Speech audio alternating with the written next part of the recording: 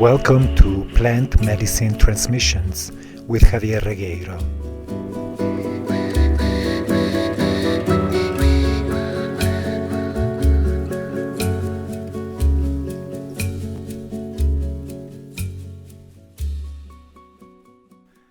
Hello everybody and welcome back to Plant Medicine Transmissions.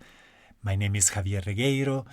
In the last episode of this podcast, we explored a little bit the dynamics of control, of inner control and its projections onto the world. I also briefly talked about freedom, and I would like to explore further this theme. Like I mentioned, freedom is not dependent on external circumstances and factors, but is really an inner state of mind. So, what are the factors that keep us enslaved? One of them is our desires, but for me, more importantly, we are slaves to our own fears. In Western and Indian spiritualities and religions, there is a strong emphasis on the deleterious effects of desire. And these disciplines oftentimes condemn desire and warn us against the pursuit of desire. Because indeed we are often slaves of our desires. We're willing to do anything or most things in order to fulfill our desires. This, though, as far as I'm concerned, also stems from a heavy prejudice against the flesh, against the body, against our most basic, so to speak, animal instinct. Starting with Buddhism in 600 before current era, and with what is still labeled as the first noble truth of the Buddhist doctrine, which is life is suffering, we have created disciplines and religions to help us transcend, move beyond this earthly life in order to find either liberation or refuge from this reality, this earthly reality. Well, like I said elsewhere in a recording called Healing the Wounded Feminine, which if you haven't listened to yet, I highly recommend that you do. As far as I'm concerned, this statement, life is suffering, is the most superficial statement ever uttered about life. And unfortunately, it's a statement, it's a belief that has become perhaps the most popular belief in both the Orient and the West. As a result of this prejudice against life as we experience it, we have come up with all of these attitudes, disciplines, and whatnots in order to run away, in order to spiritually bypass all of this supposed suffering. So one thing is we are slaves to our desires, yes, but most importantly, we are slaves to our own fears. We can see this happening now where the fear of getting sick, the fear of dying has pushed and keeps pushing people to behave in ways that are actually not always that intelligent. We are willing to believe anything under the threat of dying. And we are willing to implement any kind of behavior in order to avoid that experience of dying. Now, the fear of dying, the fear of getting sick, the fear of getting old are at the very core of this fear-based nucleus. There are many, many other kinds of fears. Most importantly, I would like to mention is the fear of rejection, the fear of abandonment, the fear of betrayal. And from these fears, because we hardly ever acknowledge them and embrace them, what we do is we come up with strategies, we come up with desires that are meant to compensate for those fears. And by the way, every desire has a component of resistance. In this world of duality, as I pointed out in other episodes of this podcast, every desire has also a counterpart of resistance. A very simple example. Somebody may want to become rich, a millionaire. Great. And they are aware that the fulfillment of that desire is so that they can drive around in a fancy car, in fancy clothes, and so on and so forth. What this person is reluctant to acknowledge is the fact that the desire to be rich also has a resistance component. That resistance may be a fear of starving, a fear of not being able to care and provide for their loved ones. So every desire has also a resistance. And when we acknowledge both sides of the coin, then we get a better picture of our psychic inner landscape. So to explore the resistances behind our desires is a wonderful way of becoming better aware of our fears. In my work with plant medicines, I always direct people towards the exploration of their fears, because fear is what motivates us more than anything else. Therefore, we are slaves of our fears. We are not masters of our fears until we face our fears. There are people right now who are being very fearful, and they project their fears onto the world by complaining about governments and this and that, instead of going inside and actually embracing that part of themselves that holds these fears. So I may sound a little repetitive and boring because I don't speak about other dimensions and whatnot. But if we want true liberation, then that liberation only can occur when we liberate ourselves from our deepest fears. And here, plant medicines are most helpful in supporting us facing, feeling, and integrating those fears. Why do I keep beating this drum? Because from what I've been observing in our world in the last 3 months, I can see that there is no actual shift in our world yet.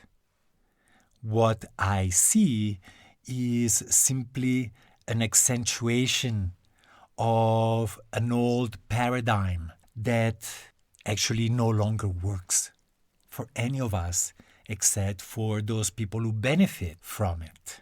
We are not only at the very end of this Kali Yuga, this era of disintegration, destruction, and amnesia, but also we are still in transition from the age of Pisces into the age of Aquarius. even though we have entered that age of Aquarius since the creation of the musical Hair, we are still in transition. And like my friend, the astrologer Dan First, who unfortunately died last year, wrote about in his book Surfing the Wave of Aquarius, at the very end of each astrological age, what we witness is an accentuation of the most, so to speak, negative aspects of that age. So we are experiencing still very dense times, very dense ways of thinking. This transition is not happening overnight. By looking at the ways that we are dealing with this pandemic, we can see that we are still in a very old school paradigm. What is that old paradigm? First of all, that paradigm is about projecting out into the world our fears instead of owning them. We keep coming up with terrible enemies, threats of all kinds, and our reaction to them is to kill them, instead of actually seeing those threats that we create ourselves as an expression of our own inner landscape. This virus is only the last in a long series of such threats. And there will be more. There will be more until we change inside ourselves, until we let go of this attitude that the threat is outside ourselves, and the only way to remain safe is by limiting and destroying that which we perceive as a threat. Of course, governments and whoever else are doing their best to limit this pandemic, but their methods are truly old-fashioned.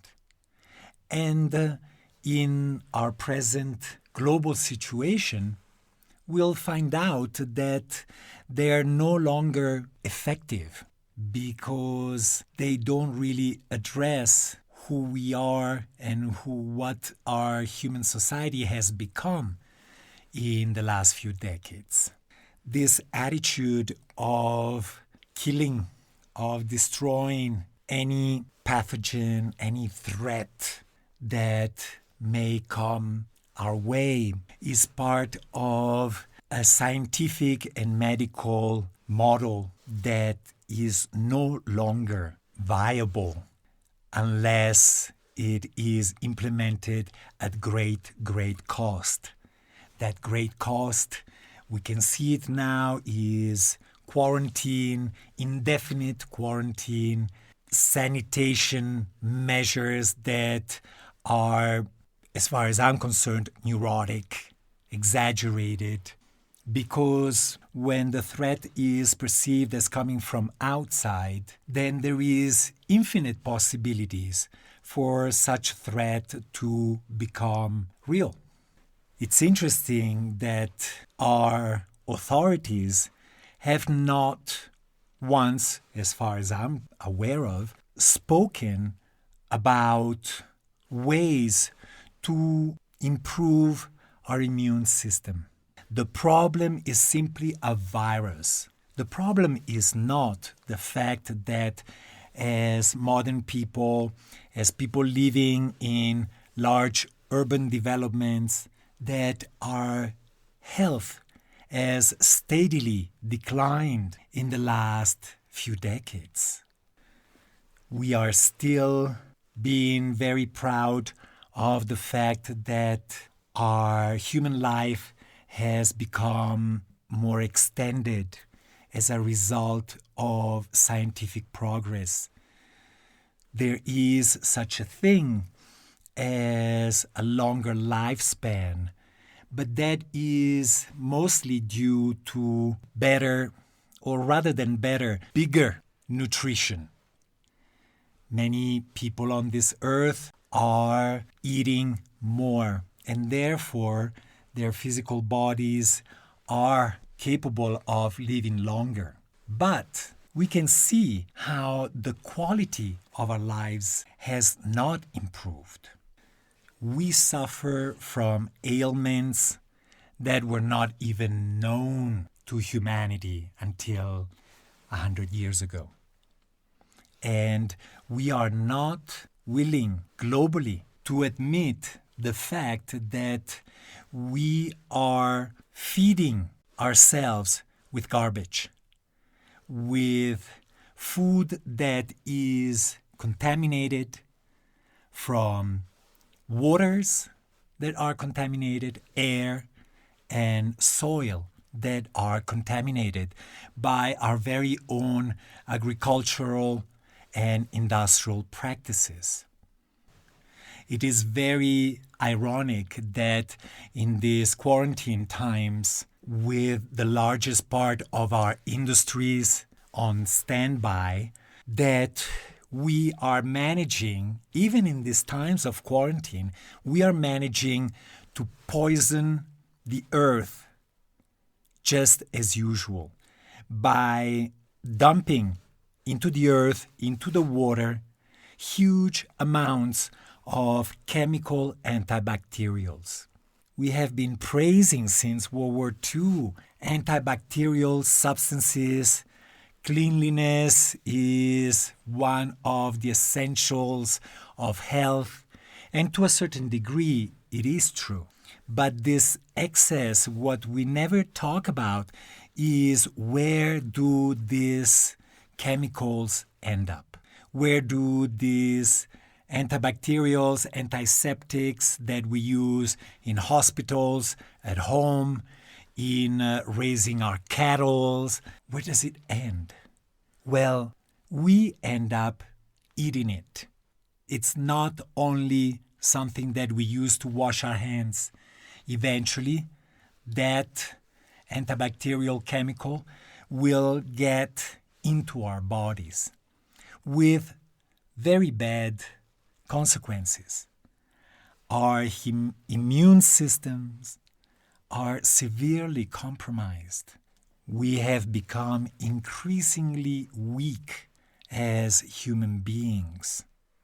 But we keep praising and worshipping an idol, the idol of Western medicines and science, even though these idols are surely killing us. Now, what is important to remember is that all of this, what is happening on this planet, is meant to happen. All of this devastation, increased control, wild overpopulation, economic crises, all of that is simply the way in which this Kali Yuga, this time of destruction, is manifesting itself. There are no bad guys and no bad girls either. These agencies, these people, are simply being part of a cosmic design. They are simply the agents of this destruction that will make the space for a rebirth. At the very beginning of the quarantine, I spent a good couple of weeks, I'll be honest, at times getting upset and blaming governments and this and that for the present situation. And each time I fell into that trap of blaming, I had to make an effort and remind myself that these were not guilty of anything, that they're simply playing a necessary role in the greater cycle of creation, of birth, of growth, of decay, and dying. But as I observe in the world, we are far from an important shift in consciousness and in action in the world. Therefore, it's important. There will be more devastation. There will be more loss. Loss in terms of personal freedom, loss in terms of freedom of movement, this and that, whatever. And I'm not here to make predictions. It's simply that until we learn and start implementing different attitudes and different actions, we are going to face the same situation, only worse.